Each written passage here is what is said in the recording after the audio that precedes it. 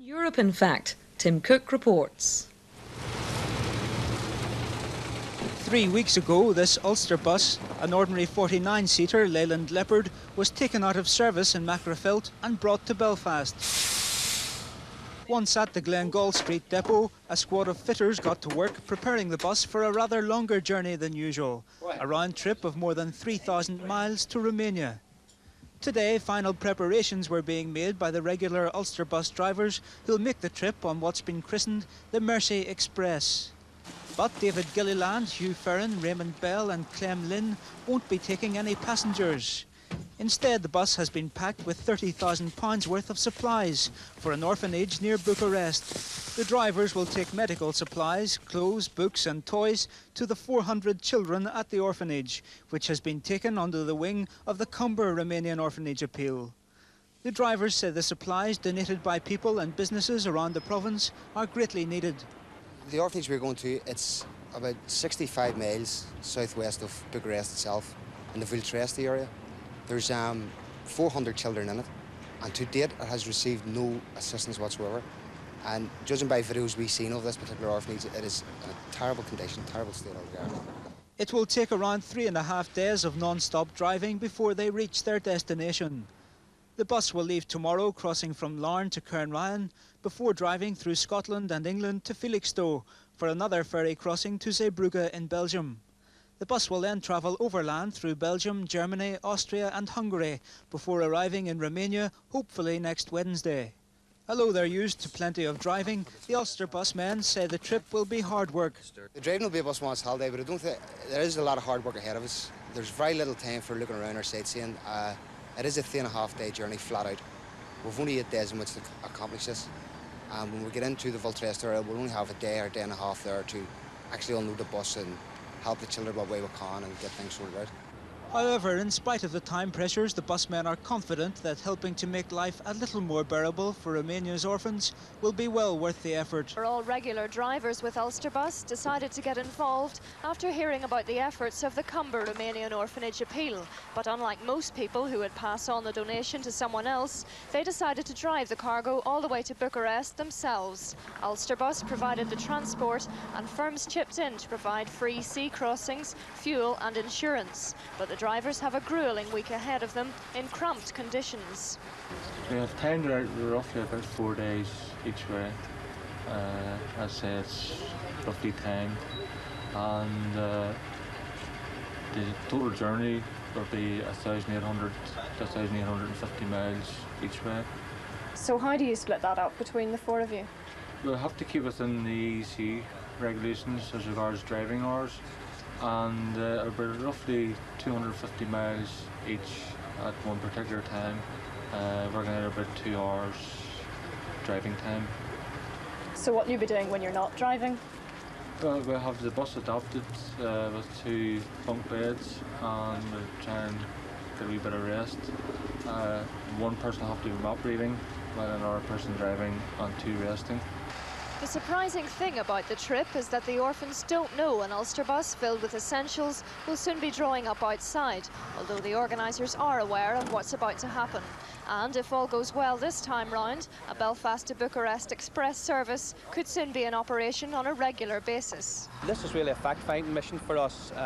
We're going across to see what else we can do for this particular orphanage in the future, and we've committed ourselves for 2 to 3 years supplying different stuff and rebuilding this orphanage with the Cumber people. So you may find yourself flying this route quite often? Well, not just ourselves, but other members of our staff in this depot, yes, hopefully will be going out in the future to this particular orphanage. The bus leaves Glengall Street at lunchtime tomorrow. With luck, the boys will be returning to the depot to a hero's welcome in about 8 days' time. Worked through the night to make sure everything went smoothly for the 4 men who'll drive virtually non-stop to their destination. After a last-minute check of their passports, the drivers were on their way on the first leg of the marathon trip. On board are medical supplies, clothes, books and toys for the 400 children at the orphanage. Due to a bridge at the Vulturesti being unsuitable for a heavy vehicle, the bus was driven across a river to reach the children's orphanage.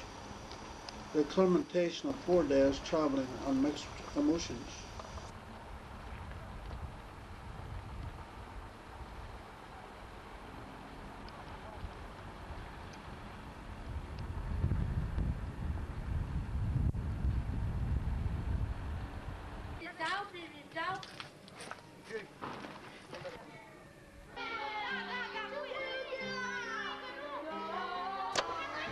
On arrival at the orphanage, we were shocked and appalled to see the level of existence which mankind could force upon its children. The abandonment and evil left as a legacy of the Ceausescu reign of terror. The average number of children to a cot is 3 or 4, and aged between 1 year and 3.5. Cramped into a small space, and many require urgent medical attention.